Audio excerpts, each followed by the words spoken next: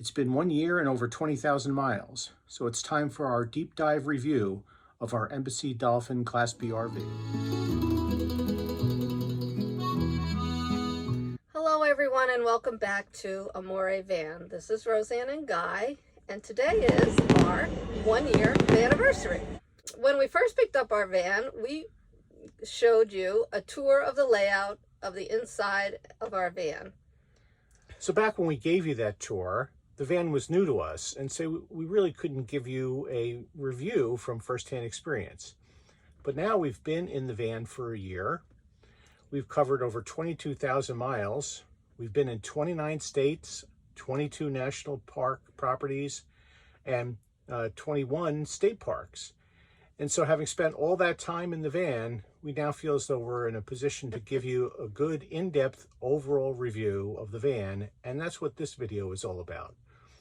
We're going to cover the following topics: the overall layout, the sofa beds, the plumbing, electrical, heating, cooling, the kitchen, the bathroom, and the storage. Now, each of those, we're going to give you our grade on a scale of 1 to 10 of how we feel our Embassy Dolphin has performed. At the end, we'll tell you our overall grade for the van and let you know whether or not we would do it all over again. So here you go. So we were initially attracted to the Embassy Dolphin S because of its open floor plan. So now that we've been in it for a year, what do you say? How do you think it's held up? I think it's held up very well, and I would give it a 10 out of 10. Basically, the openness of the area, the windows, we get a lot of light when we need it. We can close it up when we don't. So 10 out of 10 for the floor plan, I'd say. All right. So now let's move on to the sofa beds. Okay, so now that we've spent many nights over the course of a year sleeping here on these sofa beds and sitting on them, what grade do we give it? And here we're going to give the sofa beds, we'd say about an 8 out of 10. And so that's a good score, and they're comfortable, and we're able to sleep well on them. And so why 8 and not 10? So there are a couple little things. If you sit on these sofas without any modification, I think what we've found is that sort of the proportions of the back cushion and how much of the width of the sofa that takes up causes you to have to sit really quite upright. It's just not quite right, right? Would you say that? It just needs to be a little wider?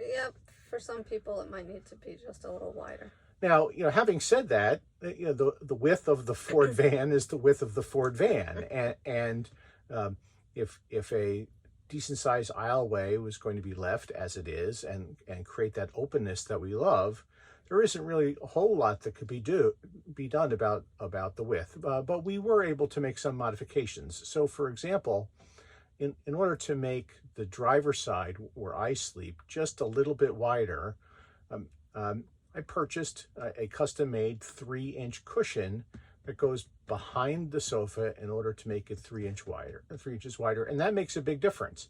So for me, and looking at me, I'm not a small guy. For me, sleeping on the 24-inch wide sofa just really wasn't cutting it. At 27 inches, it's perfectly comfortable. And so that was just a little modification that needed to be done. And that also helps when we're sitting over here on this side to make the seating area a little bigger before our backs get to these back cushions. And there's one other change, I think that we would love to see made to the way the beds function. And Roseanne, why don't you explain that? So I sleep on the driver's side, and we need to pull out the extension box to add the cushion to make the mattress longer. And I just hate doing that. So, to be honest. So I would love to see, a bed extender that is attached to the bottom of the platform of the bed. I've tried several different ways. Currently, I use the back cushion and move the mattress down, which does seem to help. But that's one change that I would like to see. Just makes it a little easier for nighttime preparing, easier to get in and out of the van without that box kind of in the way, I would think.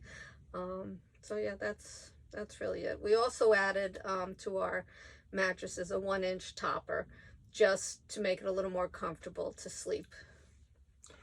So in a previous video, and you can see it now, if I do this right, you'll see picture in picture right now, showing a modification made by one of the members of the Embassy Owners and Wannabes Facebook group, Manny and Ann, who in fact made a change to the end of the passenger side sofa to change the way the extension is done. And so we think a change like that is great. And this is one of the great things about Embassy is they listen to customers and are responsive to ideas.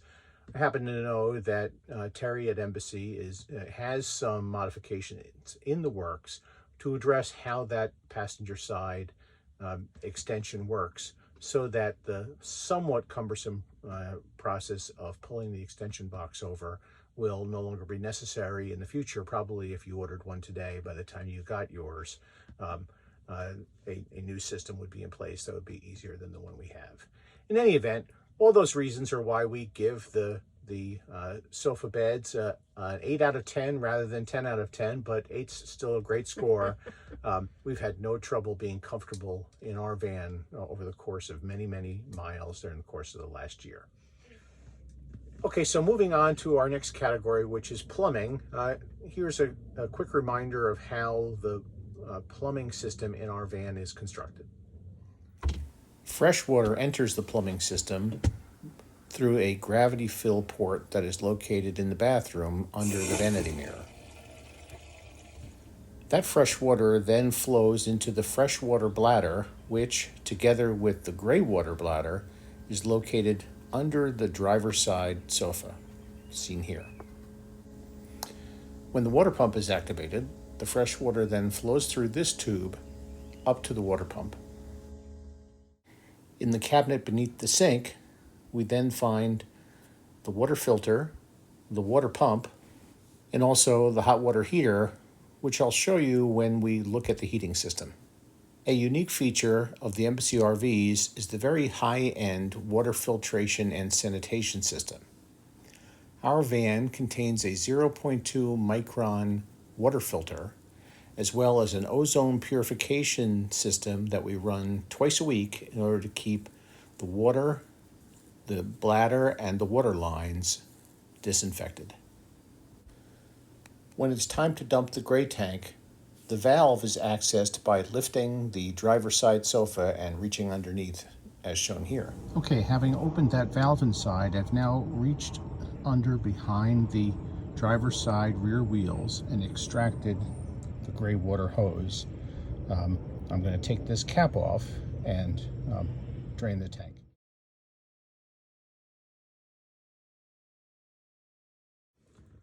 Okay, so now having had over 20,000 miles of experience over the course of a year with our plumbing system, is there anything about it that you would change? Well, one of the main things I would love to change is the accessibility of the gray tank draining. The valve. Valve. We have to access it underneath the driver's side seat. It would be much easier if we could reach into it through the sink, underneath the sink, or the heating side of the sink. That's just cumbersome. While you don't do it that often, it would be nice if it was just a little easier to access. Other thing might be if the gray tank draining hose was just a little bit longer. Most of the places we've been at, it's been able to reach, but sometimes you're just a little further away from the dump station and the hose is a little short.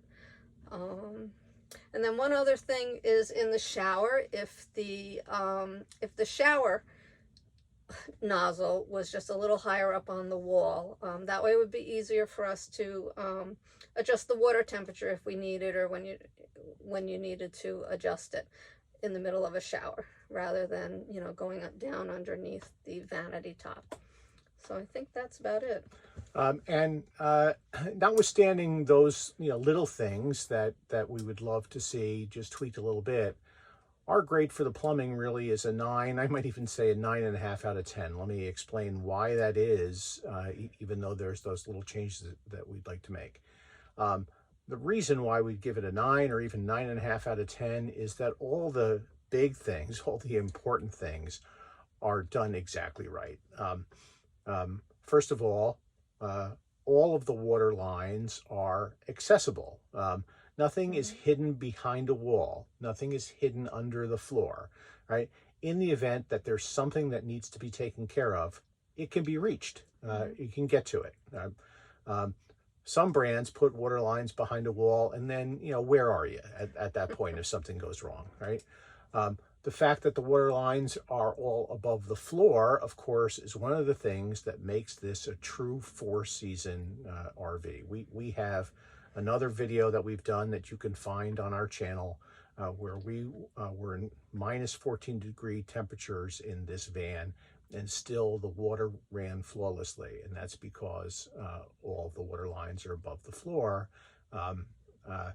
And they're all on the same side of the van as well. It's all very compact. We drink the water, no problem, from the faucet. And the reason we're able to do that is that the van is equipped with that great sanitation system and the great filter that you've seen. And so all of those things combine to make really the plumbing in this van first class. Sure, we'd like to have those little tweaks done to it, but in every way that's really important, the plumbing system is great. All right, so moving on to our next category, which is the electrical system.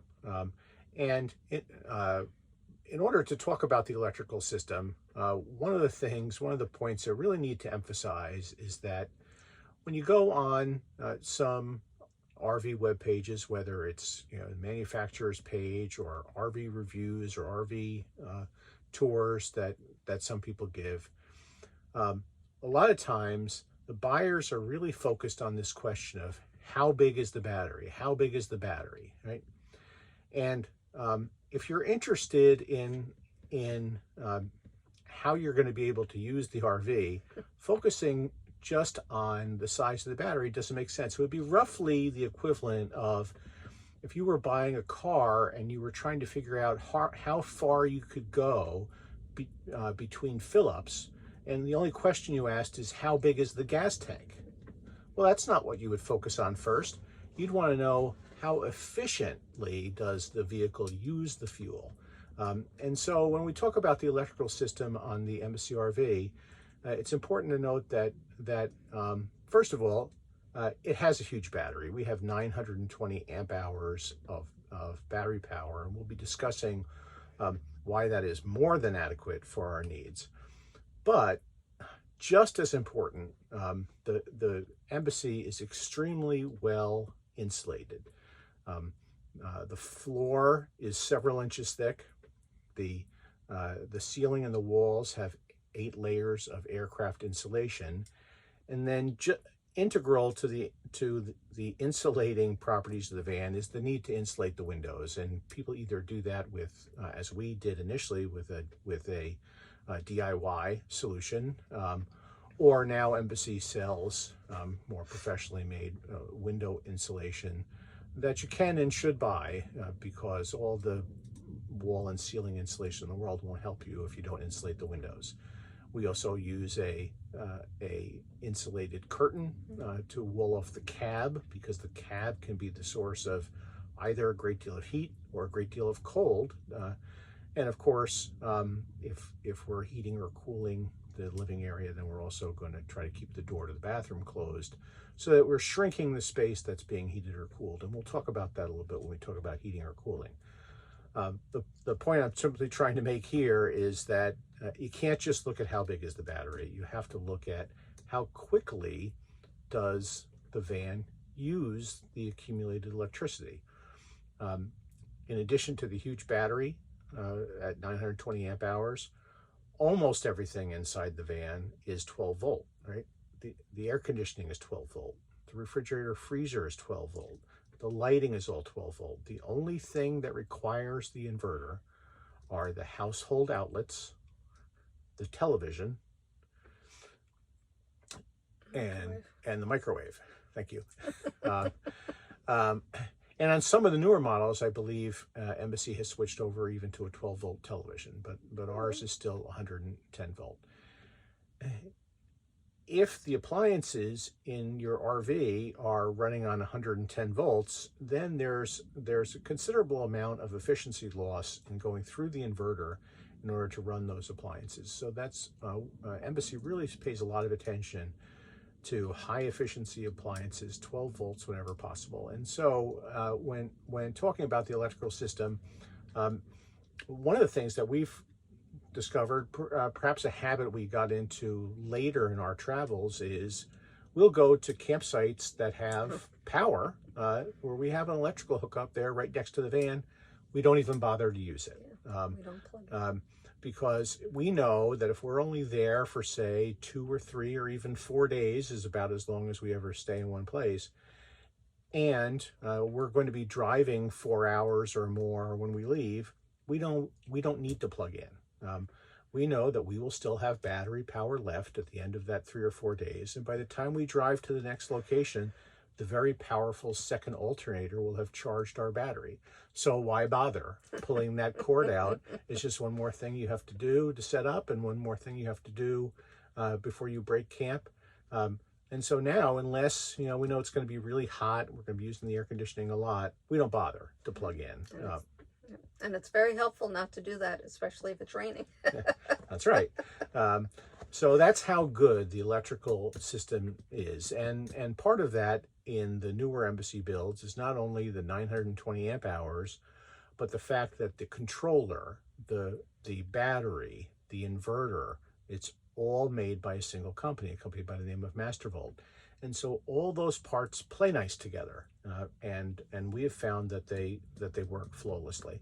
There are other owners who we're acquainted with who once in a while will run into a glitch, but most of those glitches can be cured simply by restarting the system, and then you're on your merry way. So I'd say that the electrical system, which includes the efficiency of the appliances and the quality of the insulation, is a resounding 10 out of 10. It is really one of the things that is so stellar about the Embassy RV.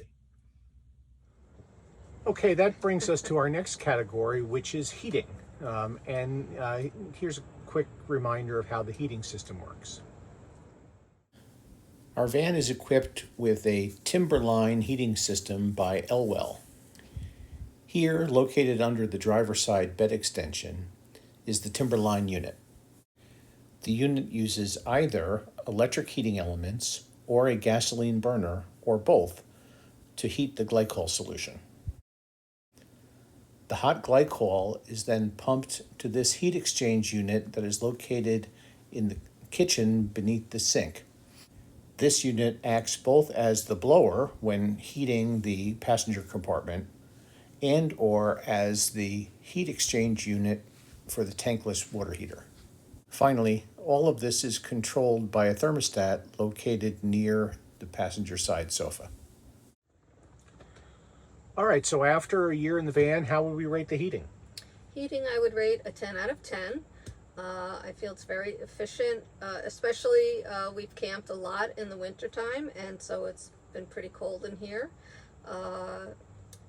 It's a little more efficient, I want to say. It's very efficient, but with the additional insulation hacks that we do, the windows, the curtains, closing of the door, it really makes it toasty in here, where sometimes we just have to turn the heat off because it's too hot.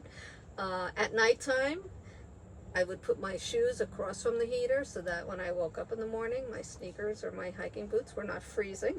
So that's a little hack that I like to do, because it can be, everything else gets cold. So, but I really think that the heating is exceptional. Yeah, we've had no trouble, even when we were in sub-zero temperatures, having the temperature inside the living area well over 60 degrees. And when the temperature is a little less cold outside, say, more like the 20s and 30s, no trouble keeping the temperature inside the van at 70 degrees or warmer. And so, we should also make the point that the Timberline heater from Elwell is also very efficient. I measured the gas usage at one point during heavy use as being, more or less something on the order of 1 gallon over a 24-hour period. So, as long as you've got gas in your gas tank, you're going to be able to have a perfectly warm heating area. So, like Roseanne said, 10 out of 10. Next up is cooling. Our embassy is equipped with the split AC system. The compressor is located beneath the van behind the axle, while the evaporator, seen here, is located underneath the passenger side sofa. Warm air is drawn into the evaporator via ducts near the floor in front of the passenger sofa, and then the chilled air travels through ducts to these vents above the passenger side sofa and above the refrigerator freezer. The fact that the air conditioning system is ducted makes the Embassy unique, as far as I know, among Class B vans. The air conditioning system is 12 volts. So, Guy, after a year traveling in the van, what do you think about the cooling system? So I'm going to give the cooling system, say, an 8 out of 10. And let me give you my reasoning behind that. It does, I think, an excellent job of doing what it's supposed to do, which is keep the air conditioning keeps the interior of the van cool. Now, with that said, let me emphasize that I think it's important for people to be realistic about what an RV air conditioning in a Class B RV, which is essentially a van, right, can achieve and can't achieve, right? You're still in a vehicle that's made out of steel and glass. And if you park that vehicle in the summer sun when it's over 90 degrees, no air conditioning in the world is going to be able to keep up with that for very long. Anyone who's sat in a car in a parking lot when it's over 90 degrees in the sun and closed the doors and turned the car off knows that in a matter of minutes you bake inside that vehicle. And so it's important to try to keep the van out of the sun, particularly the cab portion of the van, keep it out of the sun. We have reflective insulation in all of the windows, and all of those things are crucial to giving the air conditioner a chance to work. If you do those things, if you avoid parking in the sun, then the van can be cooled and cooled quite successfully, even on a very hot day, right? So why not 10 out of 10, right? Well, there's one thing. So we have, by the way, the split system that Embassy offers, and that has a pro and a con. The pro is it makes it quieter on the inside, which of course is what's most important to us. That a little quieter on the inside than an overhead air conditioner, but it is a little louder on the outside. For whatever reason, that compressor that's under the van seems to throw off a little bit more noise than some of the rooftop compressors. Now it's very variable, we've found.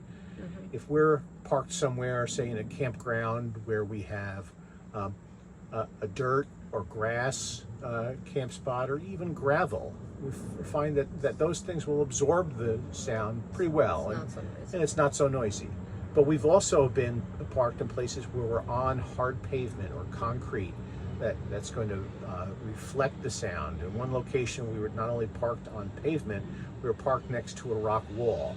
So everything was reflecting the sound, and then it sounded really noisy, and I think we were at risk of disturbing our neighbors. Like a generator almost, it sounded. So if there's one thing we would change about the air conditioning system would be if something could be done to make it just a little quieter on the outside And a little birdie has told us that, in fact, Terry at Embassy is working on some possibilities to make the air conditioner a little bit quieter on the outside. So again, if you ordered your Embassy today, it could very well be that your air conditioner might be a little quieter on the outside than ours. But with that said, it's not a huge problem. It's just something that we think could stand a little bit of tweaking. By and large, if we want to keep it cool in here, we can. And we talked a little bit about the electrical system already here. In fact, I guess we talked a lot about the electrical system that we gave a 10 out of 10. And one of the reasons for that is that the combination of the big battery, the 12-volt air conditioner, the great insulation, makes it possible to run the air conditioner off the battery for a long, long time. We had a recent stay at a Harvest Host where we were parked on gravel, right? Mm-hmm. And we were parked mostly in the shade. There were a couple hours of sunshine before the sunset that day. We ran the air conditioner for 13 straight hours that day. And when we were done, we were still at 55% on the battery. So really, can you ask for anything more than that? I don't really think you can. So for all those reasons, 8, maybe even 9 out of 10. Only thing that prevents it from getting a perfect score is a little bit noisy at night. Now, I am going to mention one thing, which is that our review of the air conditioning, of course, is a review for our use case, which is the two of us traveling without a pet, right? So when we leave the van, we don't need to leave the air conditioning on. People with pets who have to leave them in the van may need to leave the air conditioning on. And we have had, not a lot, but 1 or 2 occasions when, as a result of some brief, however brief, maybe momentary interruption in the electrical supply, the compressor has cycled off and not cycled back on. You may have experienced this with your household air conditioner. If the power supply is interrupted for even a second mid-cycle, the compressor might not come back on until you turn it off and turn it on. For us, this is not a big issue, because if it happens at all, it happens at night when we're in the van, turn the thing off and on, and lo and behold, everything is great. But I imagine if you've left your dog or your cat in the van and something happens to interrupt the compressor cycle, that could be a bigger deal. So I don't know what causes that to happen. It's only happened to us once or twice, but if you have a pet, once or twice might be enough to be a real problem. So when I say 9 out of 10, I mean for our use case, right? High marks again for Embassy. All right, the next category on our list is the kitchen. And so here's a quick reminder of what the kitchen looks like. Here you see the microwave.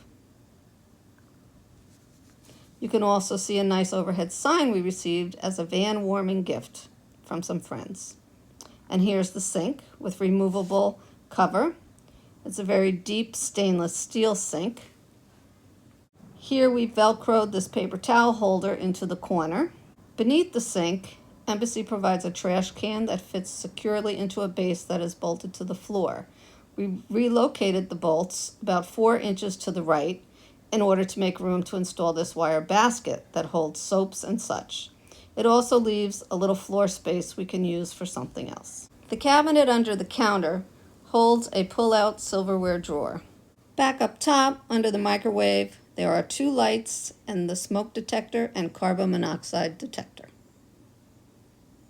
Between the 2 lights is a standard 110-volt electrical outlet. Next to the sink is counter space that can be used for a kettle or for food prep, or for the portable induction cooktop that is supplied by Embassy. Moving to the other side of the kitchen, you see the pantry. It has 4 soft closed drawers. The top one is suitable for taller items. There's also some storage space on the floor below the drawers. Right now, I'm keeping our campfire cookware here. The 12-volt compressor refrigerator freezer is from an Italian company called Vitro Frigo. The freezer is more than adequate. The fridge is quite spacious, as you can see, with adequate shelves and large produce bins. The unit is very well insulated, and both the fridge and freezer maintain cold temperatures quite well.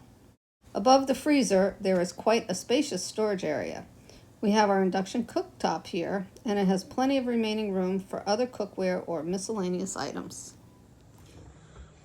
Okay, so after a year and 20,000 miles on the road, what do you think about the kitchen? I think the kitchen's great. The refrigerator and freezer are excellent size for 2 people, I feel. The microwave is very efficient. The sink and the sink basin large enough to do whatever dishes you need. And the induction, the only thing we changed really in the kitchen is the induction cooktop. The van came with the induction cooktop, but it's relatively big, a little bit heavy, difficult to find a space to store it so that it's easy to access. So we upgraded to a smaller size. Easier to store, lightweight, fits actually in the silverware drawer, which is the drawer right above the heater in the kitchen cabinet. So I think that's the biggest and best change to the kitchen that we made so far, just for the ease of the new induction cooktop use and storage. Yeah, so just to be clear, Embassy supplies a portable induction cooktop with the van, and it, as Roseanne said, it's just big and heavy, and we decided we could get all the same cooking done with a much smaller and lighter unit, so that we changed to that. Do you find you have enough space in the kitchen for food prep and so forth? I do, yep. And you know, every now and then you forget that you do have that vanity top that comes down. So if you're In the bathroom. in the bathroom, Yep. so the vanity top does come down, and I will use, if I need to dry the dishes, I put it in the rack back there, and put the cover on the sink, and then continue, you know, chopping or preparing whatever we need to. It just gives you more space. And of course, weather permitting, we like to do most of our cooking outside anyway, whether it's on the campfire or our portable charcoal grill or on the induction cooktop, which we take outside a lot, and plug into the outlet that is at the slider door. Usually there's also an outlet in the back, but the outlet and the slider door is easier to access. And so a lot of our cooking happens outside, except when we're using the microwave, which is a great tool, particularly with the micro hearth edition, Yes. which we've talked about in another post. It's great storage also, the microwave. We store a lot of things in there. That's right. And you have to pack it full anyway when you're traveling to prevent anything from rattling around in there. So that's good. And then another item that we use in the kitchen a lot that we've talked about in another post is that collapsible sink. And why don't you tell people how and why we use that? So I keep the collapsible sink in the sink at all times, and we use that to rinse our dishes, to conserve water. During travel, if we have to take something out of the freezer, no dishwasher here, sorry people, but if we take things out of the freezer to defrost, I just put it in that collapsible sink, and it will defrost in the sink while we're driving. You can take it outside when you're at a campground that has one of those wash sinks. That's great. You just carry all your dirty dishes to the wash sink, wash them, rinse them, and carry them back and have them dry in here. So it's multi-purpose, I'd say. So the kitchen overall on a scale of 1 to 10, you give it a what? I'd say I'd give it a 10 out of 10. Yeah, A+ on the kitchen. No dishwasher. So. Well, it's a B van, and so if you're expecting a dishwasher, maybe you need to adjust your expectations. But the kitchen is otherwise terrific, and including the pantry storage, which we didn't mention just then, but there's a ton of it, in addition to the really cavernous storage above the refrigerator. Above the refrigerator, yeah. That's very helpful. We don't know what we would do without that over the refrigerator storage. Yeah, where would we put our booze? Yeah, that's true. In the garbage can underneath. Yeah. Secrets out. All right. All right, the next category on our list is the bathroom. So So a lot of miles and a lot of days in this van. What do you think about the bathroom? The bathroom is fine. There's not much to the bathroom. We have the Lavio dry flush toilet, which I am basically the person who uses it. So I am the person who sets it up and takes it out. And relatively easy. There's no smell, no odor. Easy to throw away, easy to set up. What else? It's easy to clean, wipe down, plastic, everything is very simple. The other thing is the vanity mirror. While it's a lovely mirror and it's big, lights up, pulls out, tilts. I wish that space was perhaps a vanity mirror along with the medicine cabinet, because I don't know, we tend to gather a lot of things on that little shelf that's under the vanity, and I think it would be helpful if it was a medicine cabinet in addition to the mirror. And given how far the mirror with the with sort of the pivoting arm that the mirror is mounted on that allows you to tilt it forward, given the amount of space from the wall that all occupies, it seems to us that probably that space could be filled with an alternative form of mirror with a medicine cabinet. So Terry, if you're listening, think about going with the medicine cabinet instead of the pivoting mirror. Yeah. Which again, it's a great mirror, but maybe that space could be better used. Of course, part of the bathroom is the shower, and again, for me, the shower area was a big selling point. Now we use campground showers whenever they're available, but we've had to use our shower here in the van at least a couple of times when there were no other alternatives, and there weren't going to be for a number of days. So we used the shower, and the shower is a very comfortable space, even for someone who's my size. There's plenty of elbow room in that shower.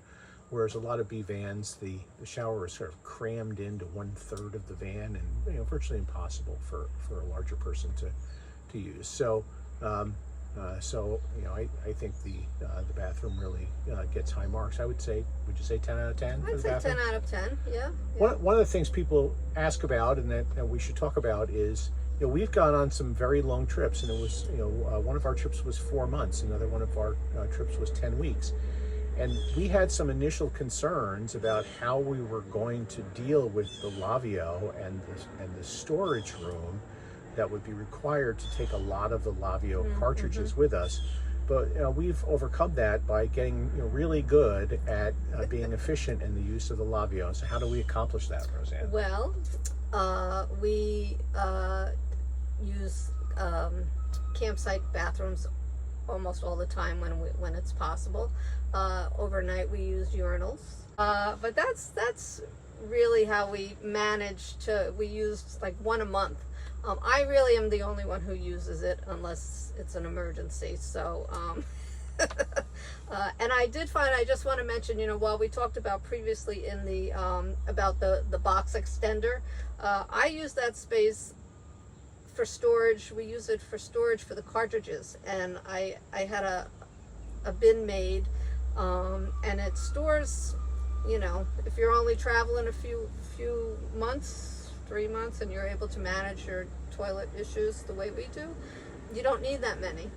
We also have the emergency plastic bags and the cat litter and all those things. We do have those just in case we should run out, but we've done pretty well with managing. So the Lavio it's very convenient, it's very clean, easy to use, easy to dispose of, and you just have to learn how to use it efficiently so that you don't have to carry too many cartridges.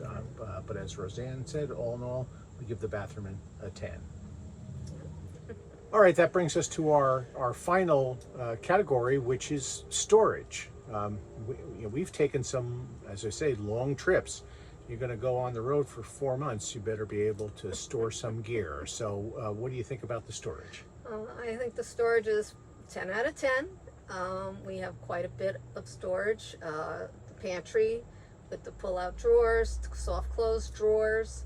the linen closet, same with the drawers, and then we have the wardrobe in the back that we added. It has a clothing bar, and we added a hanging basket to it, so with little shelves. We have under the passenger seat, great place to hold all your tools. I have a binder in there filled with all of the warranty papers and the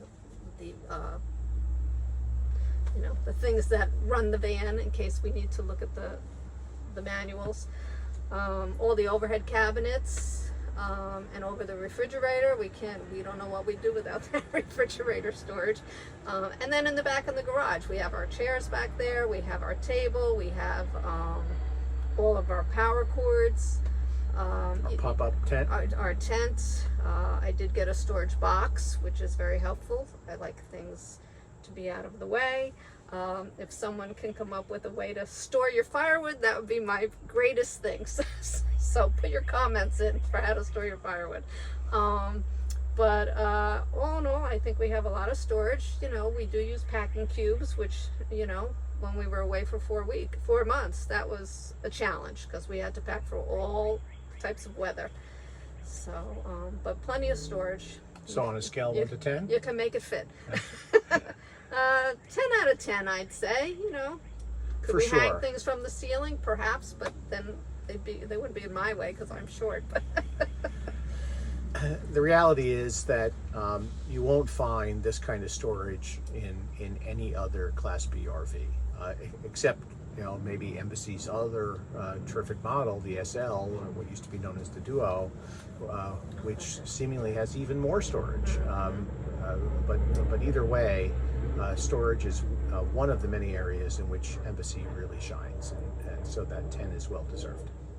All right, and so with all that said, that just leaves an overall grade for the van. And you know, if we were back in school, we'd grade it A to F. And so, Roseanne, what say you about the Embassy van after a full year? well, I'd give it an A plus. A plus. And so would I. And really, the only question that really matters, I think, to people at the end of a year is, if you had it to do over again, would you buy the same van? I believe we would. For sure. And you know, I keep track of the other things that are on the market out there, and there's still nothing that I've seen that I would rather have than this vehicle that we have. And we haven't even talked about all the terrific customer service that comes from Embassy and how they stand behind their product. You know, we've had little things, you know, little glitches along the way, as you're going to have with any RV. Ours have been so small that they're not worth mentioning, but it is worth mentioning that Embassy has stood behind the van each time and taken care of the problem, and that's huge. You don't get that with every manufacturer. So I hope you found this informative. By all means, use the comments to this video to post questions for things we haven't addressed, questions you may have. We're happy to answer them. We tried to think of everything, but no doubt we've missed some topics. And so just put your questions in the comments, and we will give you the best, promptest, most honest answer we can. But we love our van. If you've been following us here on Amore Van for the better part of the last year, thank you so much, and I hope you continue to follow us. If you're new to the channel, I hope you'll start following us. And if you've enjoyed this video, please give it a thumbs up. Think about subscribing to the channel so you can see our past and our future videos. And until then, we'll see you next time. We hope you found this helpful, and we'll see you next time here at Amore Van.